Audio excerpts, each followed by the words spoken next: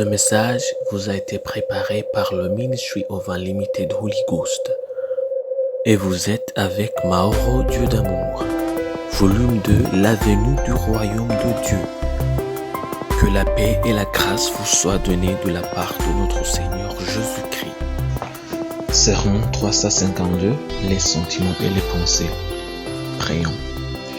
Père éternel, nous te louons, nous te remercions.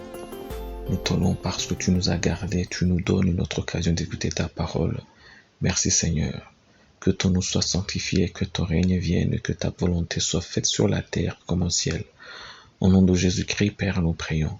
Que tu ouvres nos cœurs, nos pensées, nos oreilles, que tu ouvres et opères nos cœurs afin que nous puissions écouter et comprendre ta parole. Nous voulons appliquer ta parole, nous voulons être changés par ta parole, nous voulons être transformés par ta parole, nous voulons être guidés par ta parole, nous voulons être dirigés par ta parole dans tout ce que nous faisons au Père. Nous prions au nom de Jésus-Christ que seul ton Esprit Saint soit notre guide. C'est au nom de Jésus-Christ que nous prions que ton nom soit sanctifié encore, que ton règne vienne et que ta volonté soit faite sur la terre comme au ciel. Au nom de Jésus-Christ nous prions. Amen. Aujourd'hui on va lire en Proverbe chapitre 27 verset 12. La Bible nous dit: l'homme prudent voit le mal et se cache. Les simples avancent et sont punis. Ça, c'est un Proverbe chapitre 27, verset 12. En Éphésiens chapitre 5, verset 15 à 17, la Bible nous dit: prenez donc garde de vous conduire avec circonspection, non comme des insensés, mais comme des sages.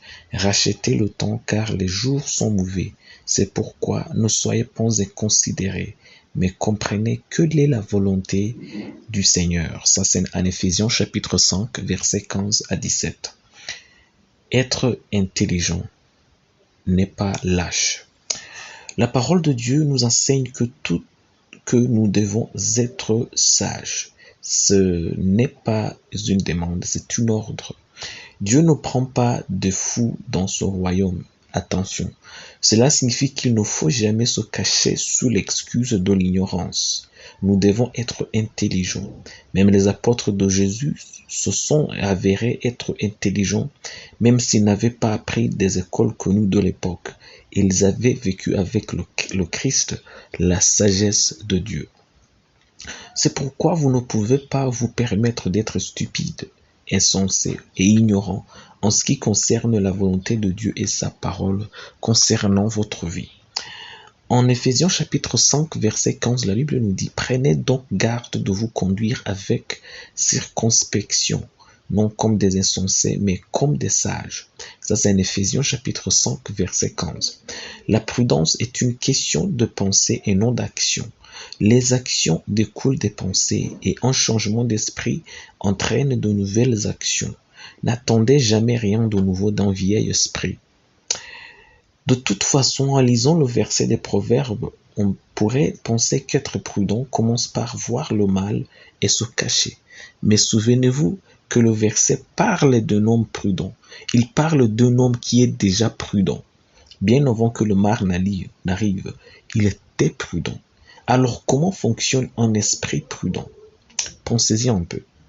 Pour qu'un esprit voie une menace, il doit être alerte. Il doit avoir une sorte de garde qui scanne tout pour classer le niveau de menace. C'est ce que Jésus a appelé être vigilant. Se cacher du mal, ce n'est pas être lâche, c'est se contrôler. C'est connaître se contrôler. C'est avoir de la sagesse. C'est savoir ce que l'on peut et ce que l'on ne peut pas gérer. Certaines personnes se surestiment et pensent qu'elles sont étrangement fortes, puis se mêlent au mal et avant même de s'en rendre compte, elles sont détruites. En Luc chapitre 21, verset 36, la Bible nous dit: veillez donc et priez en tout temps, afin que vous ayez la force d'échapper à toutes ces choses qui arriveront et de paraître debout devant le Fils de l'homme. Ça, c'est en Luc chapitre 21, verset 36.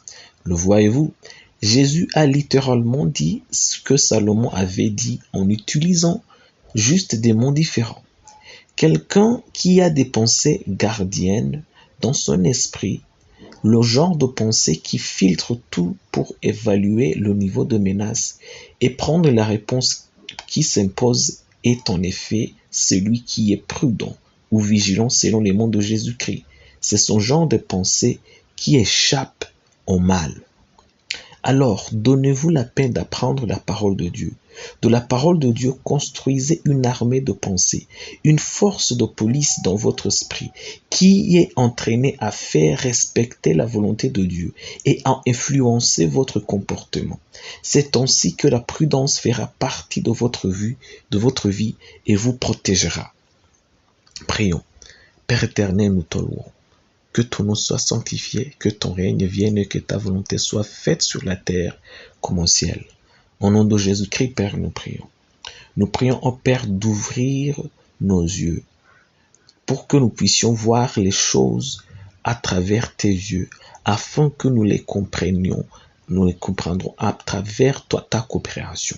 Nous voulons toujours avoir un esprit qui est alerte, un esprit qui est à la garde, qui sait toujours comment analyser les choses, qui sait toujours comment filtrer les choses pour que nous puissions avoir un esprit qui est alerte, un esprit qui est vigilant dans tout ce que nous faisons.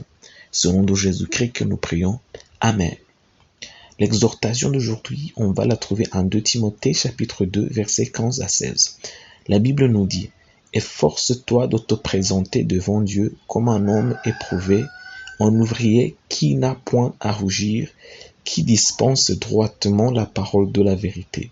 Évite les discours vains et profanes, car ceux qui les tiennent avanceront toujours plus dans l'impiété, et leur parole rongera comme la gangrène.